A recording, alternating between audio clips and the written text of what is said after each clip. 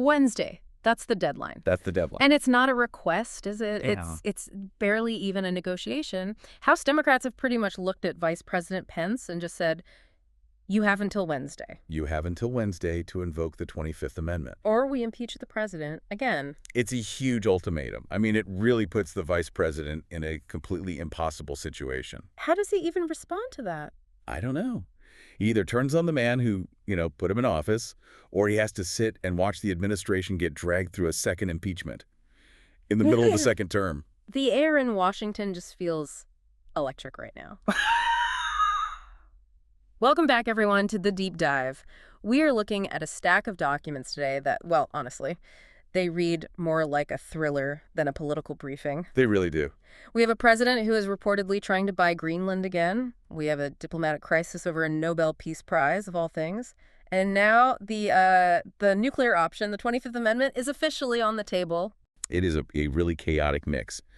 But our job today is to try to look past all of that noise.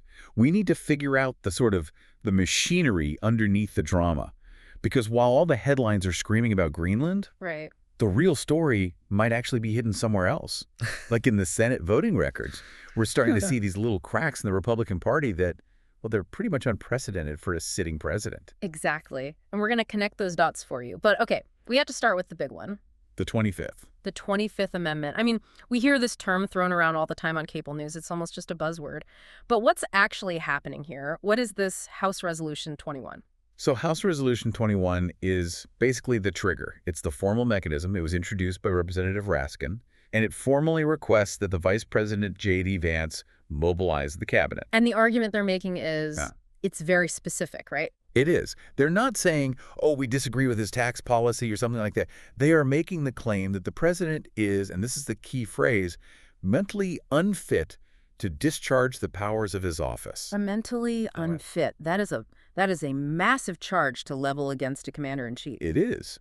And the language they're using, both in the resolution and in statements from people like Senator Ed Markey, is incredibly serious. Yeah. I mean, they're using words like spiraling, unstable, and most importantly, clear and present danger. Clear and present danger. It sounds like something from a movie, but that has a real legal weight to it. That implies an immediate threat. Exactly. An immediate threat to the nation.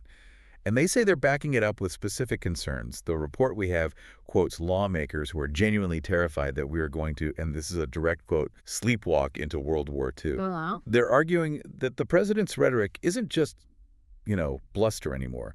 They claim he is actively calling for violence against elected officials. That's the part that really jumped out at me. The allegation that he's calling for the execution of officials. That feels like it crosses a line. It's way beyond mean tweets territory. It's a different world. It moves into the realm of inciting violence against the state itself. And that is the hook they're using for the 25th Amendment. The argument is that a president who does that has lost the cognitive or moral capacity to uphold his oath. Okay, but let's be the reality advocate here for a second.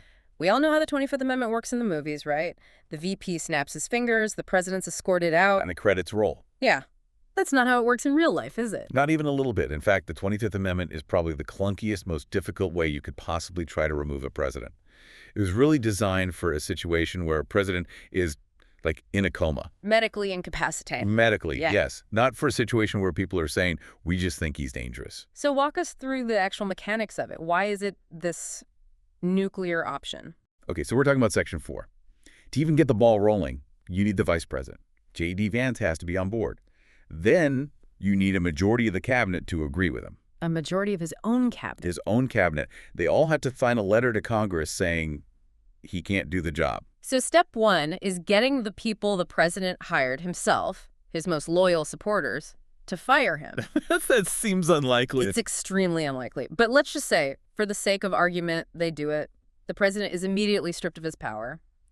But, and this is the huge but, the president can immediately send a letter right back. Saying what? Saying, I'm fine, no inability exists, and then he gets his power back. So then what happens? Is it all over? Not quite. If he sends that letter, the VP and the cabinet have to send another declaration within 4 days. If they do that, then it goes to Congress. And here's where the math problem comes in. Okay.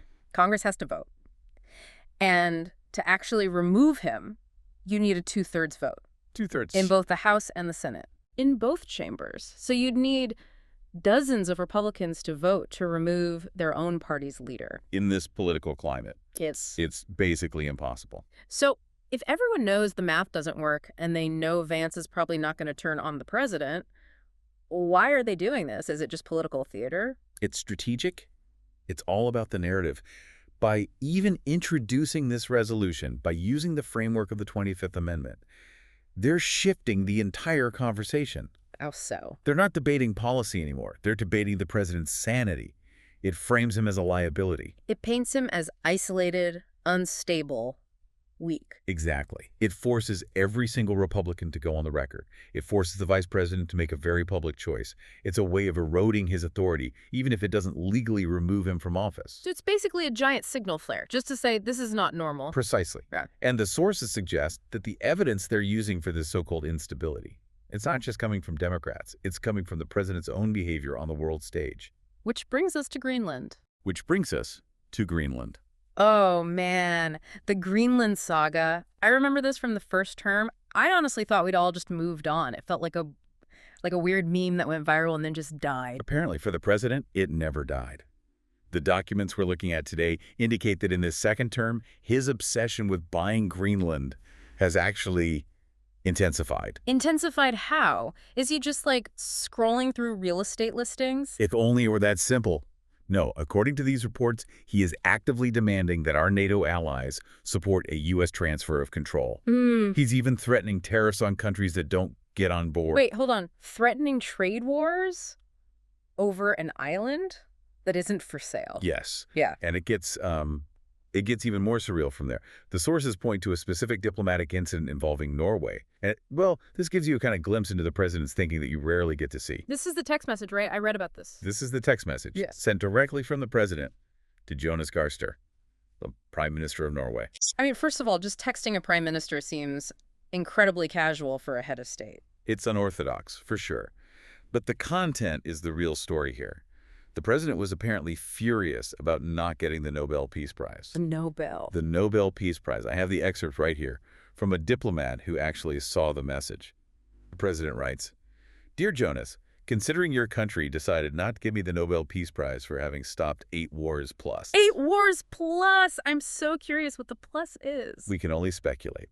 But he goes on, "I no longer feel an obligation to think purely of peace." Whoa! Stop right there. I no longer feel an obligation to think purely of peace. It sounds like a line from a bad movie villain, doesn't it? But this is the President of the United States texting a NATO ally.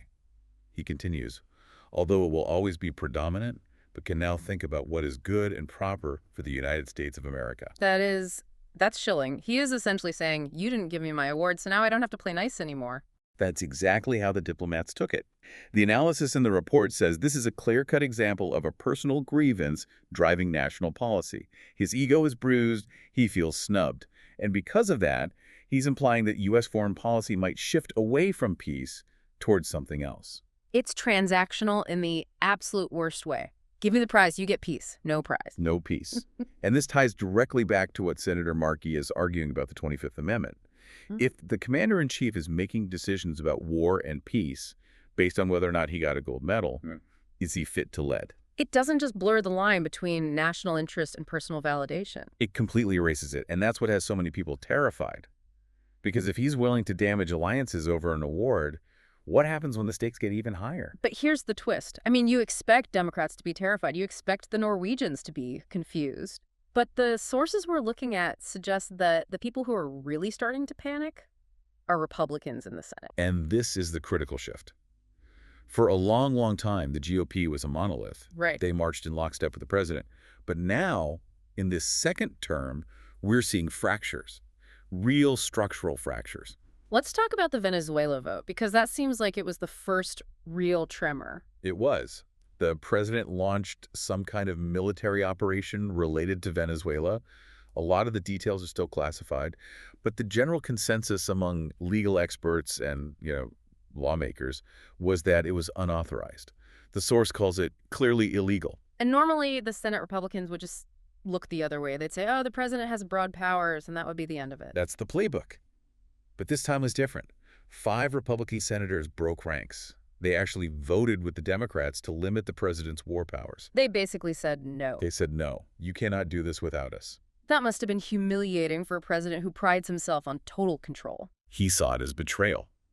The report details this phone call between the president and Senator Susan Collins, who was one of the Republicans who voted against him. I can't imagine that was a pleasant chat. The source described it as profanity-laden. He apparently just berated her. He was furious that anyone in his own party would dare to try and constrain him. But the report also says most of them eventually caved, right? They changed their votes. They did. The pressure was intense and they folded. But, and this is so important, the fact that they broke ranks in the first place is what's significant. It shows the loyalty isn't automatic anymore. They're afraid of him, sure, but they're also getting afraid of what he's doing. There's a tension there now that didn't exist before. So if the war powers vote was a tremor, this budget fight sounds like it was the earthquake. The sources talk about the power of the purse. This is where the resistance is actually working. You can ignore a strongly worded letter. You can yell at Susan Collins on the phone, but you cannot run a federal agency if you don't have money. And this was about the Department of Homeland Security, DHS. Right, which is central to the president's entire agenda. Immigration, the border, enforcement, all of it. And you had seven Senate Republicans who teamed up with the Democrats to block a spending package. 7. In the Senate, that's not just a few outliers. That's a real coalition. It's a blocking minority. Yeah. And they didn't just delay the money, they forced a deal that specifically excluded funding for DHS. Why? What was the specific reason? They cited major concerns over ICE operations. They brought up the killings in Minneapolis, violations of federal court orders. They essentially said, we do not trust you with this money anymore. We don't trust how this agency is being run. That's huge. They're using the budget to literally handcuff his policy. Exactly. Yeah. It's the most effective check and balance there is. If you don't give them the cash, they can't buy the fuel for the buses. They can't pay the agents. It grinds the entire agenda to a halt. So, if we zoom out, you've got the 25th Amendment talk making him look unstable. You've got the Greenland text making him look delusional. And now you have his own party cutting off his funding. What does this even mean for the rest of his term? The phrase that one of the sources uses is slow humiliation. Slow humiliation, that's brutal. It is. But it kind of fits the facts. Yeah. The analysis suggests we're not necessarily going to see some dramatic removal from office. He probably won't be dragged out of the White House. But what he's facing is this gradual, piece-by-piece erosion of his power. He's being hollowed out from the inside. Yes. And think about the timeline. We're looking ahead to the 2026 midterms. If the Democrats win the House, which is historically pretty likely for an opposition party, the threat level jumps from funding fights to, well, impeachment number 3. And the sources say he's aware of this. They say he's panicked. He knows he's vulnerable. The report even lists the potential charges. The Venezuela operation, defying court orders, allegations of cover-ups related to Epstein. These are all just sitting there. So he's cornered. And a cornered president is usually Dangerous. Or, and this is the other possibility the experts raise, just ineffective. He becomes what they call a weakened figure. One of the most telling details in the report is that senators are now just rolling their eyes at his demands. rolling their eyes. That says it all, doesn't it? Fear is one thing. When they start rolling their eyes at you, you've lost them. You've completely lost them. Once you become a joke or just a nuisance to your own party, you can't govern anymore. You can still tweet. You can hold rallies. You can send angry texts to Norway, but you can't pass laws. You can't get things done. You become a noise machine, not a leader. It really brings up this difference between holding the office and holding the power. You can sit in the Oval Office chair, but if the gears of government stop turning for you, Then you're just occupying space. And the tragedy, or maybe the farce of it all, is that the president seems to believe that power comes from personality, from just being him. But the American system is designed to strip power away from personality and put it in process. And right now, the process is grinding him down.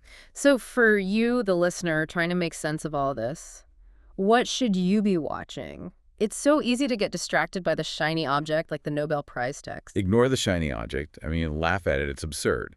But don't let it distract you. Watch the money. Watch the procedural votes in the Senate. That's where the real battle is being fought. The 25th Amendment gets the headline, but the budget battle is what makes history. The budget battle is the history. That's a great way to think about it. Yeah. If you see Republicans continuing to vote against his funding or joining Democrats on these war powers resolutions, that tells you everything you need to know. It tells you his grip is gone. He's just a passenger in the car at that point. A passenger in a car that's running out of gas, screaming at the driver. While the driver is quietly tossing the keys out the window. Exactly. It just paints this incredible picture of a presidency under siege, not from the outside, but from within. It's not the opposition party that's the biggest threat anymore. It's just the reality of governance. And reality is always undefeated. You can't bully math. Bully the legislative calendar. Well, this has been an absolutely fascinating look behind the curtain. It's terrifying, it's a little bit darkly funny, and it's incredibly important. It is the story of our time, really. Thank you so much for breaking it all down for us. It really helps to clear away some of the fog. Always happy to. And for you listening, keep watching those votes. We'll be back with another deep dive soon. Stay curious.